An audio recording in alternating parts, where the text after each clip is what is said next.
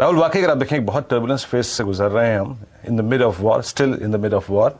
लेकिन अब फेड की तरफ से अगर आप देखें ये जो बात कही गई, या फिर अगर आप देखें जो इंडिकेशंस आ रहे हैं कि मई में जो रेट हाइक होगा वो लगभग 50 बेसिस पॉइंट का, आज इंडियन मार्केट्स उस पर रिएक्ट करते हुए, लेकिन आप पूरे अगर आप देखें इस सिनेरियो को, स्थिति को कैसे आंक रहे हैं और यहाँ से अभी डाउनसाइड रिस्क कितना नजर आ रहा है आपको? Good morning, thank you for having me on. तो जैसे आपने बहुत सही तरीके से कहा कि जो डेटा पॉइंट्स हैं वो ऑलरेडी प्ले आउट हो रहे हैं, लेकिन अननोन नहीं है।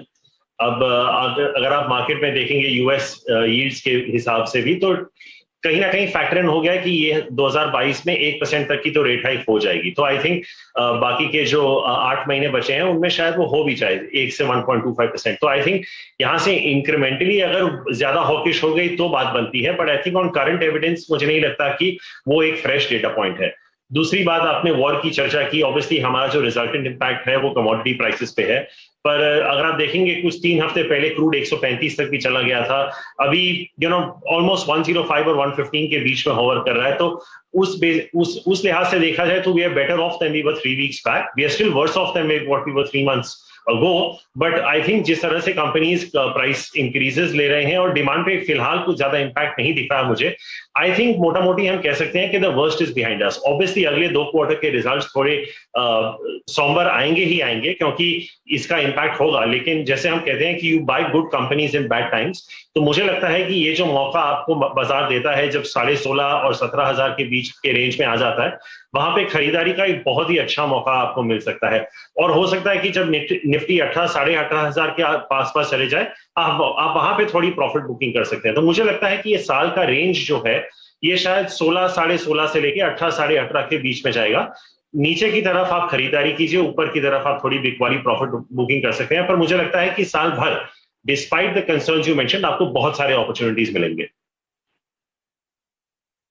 अपॉर्चुनिटीज मिलेंगे, यानी जब आप राहुल एक रेंज एस्टेब्लिश कर रहे हैं और आप ये भी कह रहे हैं कि आपको अपॉर्चुनिटीज बार बार मिलेंगी, इस अपॉर्चुनिटी शब्द का इस्तेमाल होते ही साथ मेरे जहन में जो सेक्टर सबसे पहले आ रहा है दैट्स निफ्टी आईटी। माफ कीजिएगा, निफ्टी आईटी। इस साल का डिप देखिए राहुल, मेरे ख्याल से इस बात को तो मैं बिल्कुल खुल के कह सकता हूं कि अपने एंटायर करियर के, अपने रीसेंट करियर के सबसे सब्सटेंशियल डिप्स में था आईटी का ये डिप। आपने कैसे रीड किया इस डिप को? और कुछ अर्निंग्स देखने के बाद और कुछ मिड कैप आईटी अर्निंग देखने के बाद, क्या एट 32,556 32,556 के इंडेक्स के लेवल पर आप इंटरेस्टेड हैं आईटी को खरीदने में इस वक्त?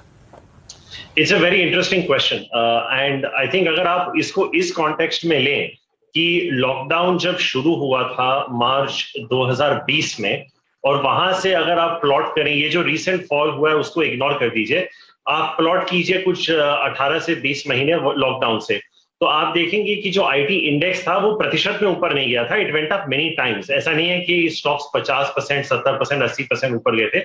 स्टॉक्स जो हैं 4 गुना, 5 गुना, 6 गुना बढ़ चुके थे। और मैं ज्यादातर मिड कैप्स की बात कर रहा हूँ, लार्ज कैप्स में भी काफी हद तक स्टॉक्स डबल हो चुके थे और उससे ज्यादा। आप परसिस्टेंट देख लीजिए, एलटीआई, कोफोर्ज, हैप्पीएस्ट माइंड जैसे बहुत सारे नाम हैं जो 4, 5, 6 गुना बढ़ चुके थे।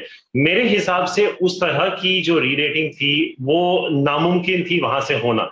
तो जिस तरह से अंडर परफॉर्मेंस ऑफ लेट आई है वो लाजमी भी है। इट इज नॉट दैट ये कंपनीज कुछ खराब कर रहे हैं, पैसा इतना आसानी से बन चुका था इस सेक्टर में, और इतना बन चुका था क्योंकि अगर आप कोई भी फंड मैनेजर से बात करें जो आईटी पॉजिटिव था, he has outperformed anyone who was overweight on banks or energy or metals or anything of that sort. और इसमें मैं ये नहीं कह रहा कि एनर्जी और मेटल्स में तेजी नहीं है, बहुत आई थी, उसके बावजूद आईटी ने आउट परफॉर्म किया था। तो आई एम नॉट सरप्राइज कि आईटी का रीसेंट अंडर परफॉर्मेंस है। मुझे लगता है कि यहां से रेस्ट ऑफ द ईयर भी आईटी अंडर परफॉर्म ही करेगा। I am not saying negative returns देगा, लेकिन अंडर परफॉर्म करेगा। हो सकता है कि इन्फोसिस आपको यहां से 15% के रिटर्न्स दे दे, लेकिन कुछ और आपको 25% दे देगा। तो मुझे लगता है कि आईटी पे इस वक्त अंडरवेट रहना बेटर होगा।